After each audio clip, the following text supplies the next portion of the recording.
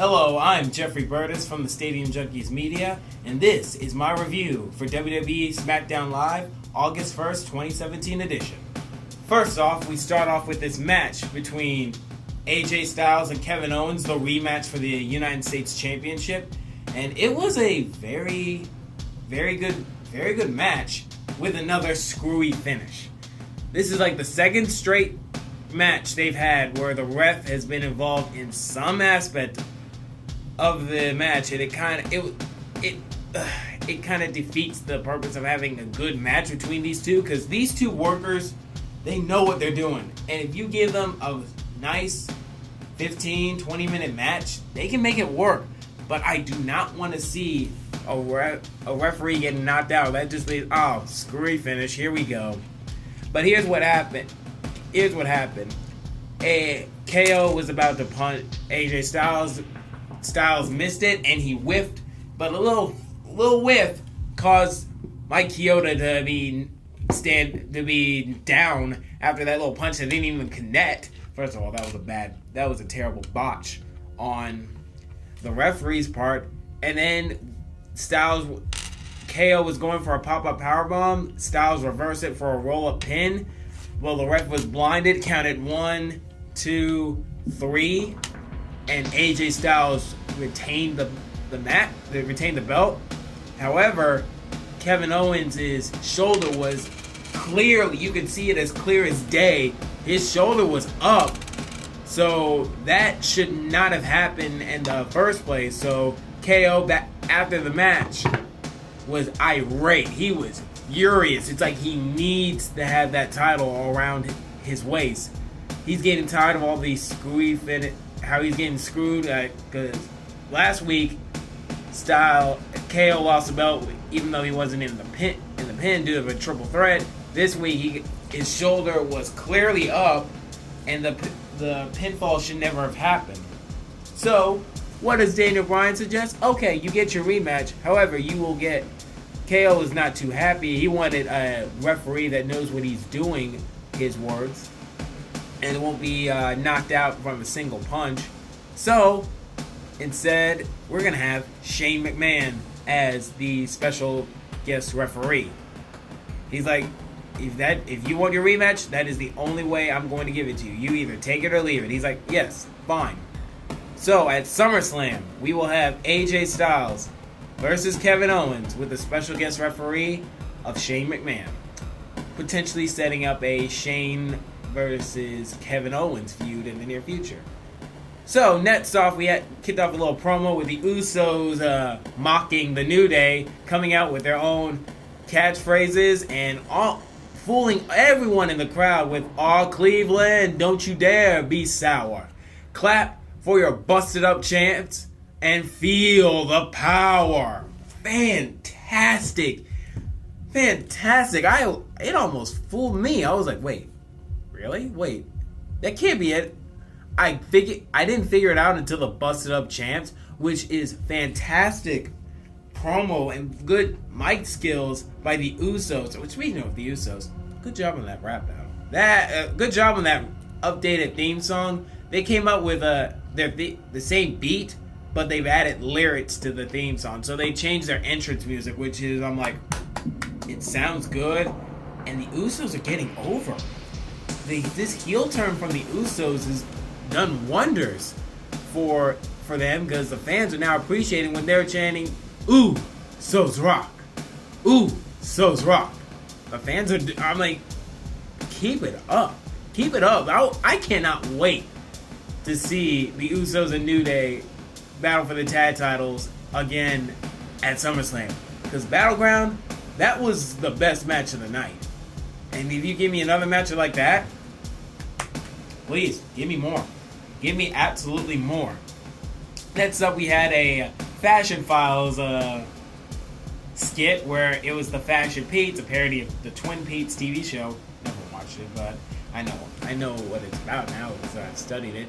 But he's like, Tyler Breeze was searching for Fandango, and he was hallucinating. It was the Ascension and Fandango speaking backwards. It was weird, but it was kind of entertaining. And then he's like, I figured out who did it. I figured out who kidnapped Fandango. To be continued. So That thing is still going. That thing is still going. Yay. Next up, we had a quick match between Aiden English and Sami Zayn, where Aiden English spent 2 minutes singing to the crowd. God. And then in 3 minutes, got the surprise roll-up victory over Sami Zayn. Now I'm like, why? Why? Aiden English has nothing going for him. I don't get it. But Sami Zayn has potential, but Aiden English is just, no. I'm like, a roll-up, that was only 3 minutes. So it was a surprise upset. Kudos to them, but I just don't see the point. Then we had the Canellises come out and gloat that saying they love when Sami Zayn loses. So I'm like, that feud's still going, but the lower card is like they're in purgatory. They're just like they don't know what to do with the lower mid card because it's just I don't know. I would hate to be in that lower card. Next up, this if you want to get a superstar over on defeats, do what they're doing to Chad Gable. Oh my God, he got some Kurt Angle-esque offense. It was Chad Gable versus Rusev, by the way. That match, I was like, okay. But Chad Gable getting a moonsault, getting a belly-to-belly suplex multiple times, getting a German suplex, even brought out the ankle lock. The ankle lock. Angle. But Chad Gable, in 3 matches since Jason Jordan has been moved to Raw, he's fought against AJ Styles, Kevin Owens, and Rusev.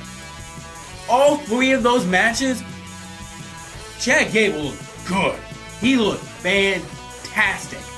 And by God, if you give him an opportunity, I want to see a Chad Gable.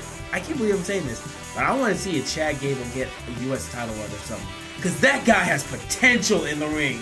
I'm like, my God. But anyway, Rusev came out and kicked it after he went for the jerk. After the ankle lock, Rusev reversed it into a kick and then quickly put on the accolade. Got the win. He needed the win. But then he came out with a promo saying, hey, I have no competition for a SummerSlam. Who will challenge me? No, everyone's afraid of me.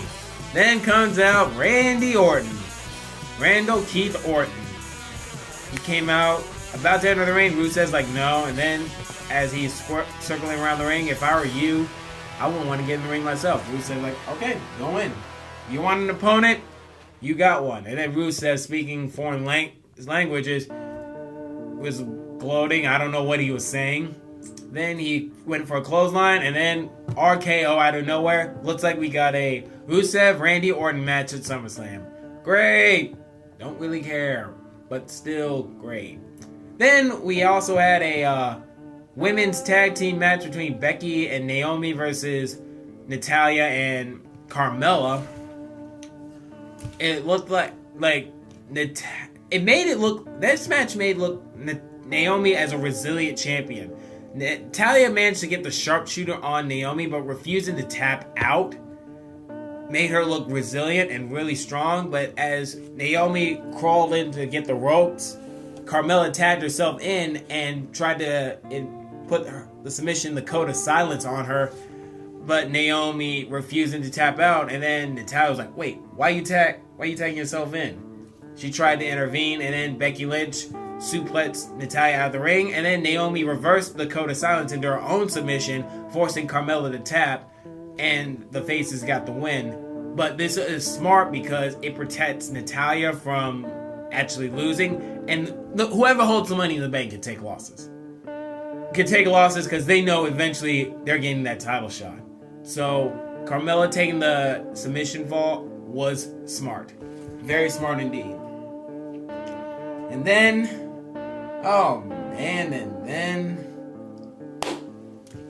I believe we had the main event. Shinsuke Nakamura versus John Cena. Woo! This was a good match.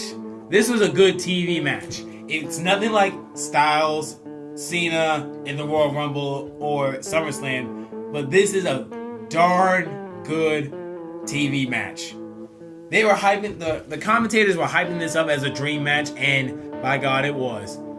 Cena and Nakamura were. If Nakamura has good competition, he steps up his game. That's how I feel. Because Cena, I mean, when it was a little mind game, like, you can't see me, and then it's like, I can see you. I can see you. And then Cena got in the 2 shoulder tackles, then that slam, and then he tried going for the 5-knuckle shuffle, but then Nakamura reversed it into an arm breaker, and but Cena was holding on to both of his hands, trying to prevent the submission. Got a slam in to reverse it, and then Cena at the end of the match, got an AA. That was not enough. Nakamura kicked out in 2. Fans were chanting, "This is awesome. This is awesome." And it was awesome. And then, so he's like, okay, 1 AA is not going to be enough. He did another AA, tried to go for a 3rd one, but Nakamura reversed it and then hit a nasty suplex. Oh! Like a reverse suplex where Cena head and neck first. I was like, oh God. Oh, this is nasty. That looked. First of all, Nakamura, that is dangerous. That is absolutely dangerous. The head and neck first on the back of your neck, that ends careers. Nakamura, you were very lucky you did not just end Cena's career with that suplex. Because I was like, oh God, that was cringeworthy. Nakamura then set up for the Kinshasa. 1, 2, 3. Nakamura beats Cena clean as a whistle. I could not believe it. I was ecstatic. So at SummerSlam, we are getting Shinsuke Nakamura versus Jinder Mahal for the WWE Championship. Nakamura's feuds before this, Ziggler and Corbin, they're done. Now, when you beat Cena, clean, you are now up to a megastar. Now after the match, Cena showed some respect, putting him over. Kudos to Cena. Thank you, Cena, for putting Nakamura over. I really appreciate that because some fans are starting to think he's boring, but my God, Nakamura is entertaining. I don't care what anyone says. He is one of the most popular wrestlers in the world. But to put him over like that, I can't believe I'm saying this. Thank you, John Cena. Thank you. But after the match, after Smackdown went off the air, Baron Corbin attacked Nakamura because they still kind of had a feud. And then Cena comes in with a save, puts Corbin through a table with the AA. Yay. And then also, you could very well hear saying Nakamura was apologizing to Cena for that suplex. He's like, I'm sorry. Cena's reply, don't be sorry. I'm like, bravo. Just bravo. So, that was it for WWE Smackdown Live. Click up here if you would like to hear the Leading Brand Raw review by my friend James Melknap. Click here if you want to listen to some of our playlists, and click right here for the subscribe button. I'm Jeffrey Burtis, and this is the Leading Brand review of Smackdown Live by the Stadium Junkies Media.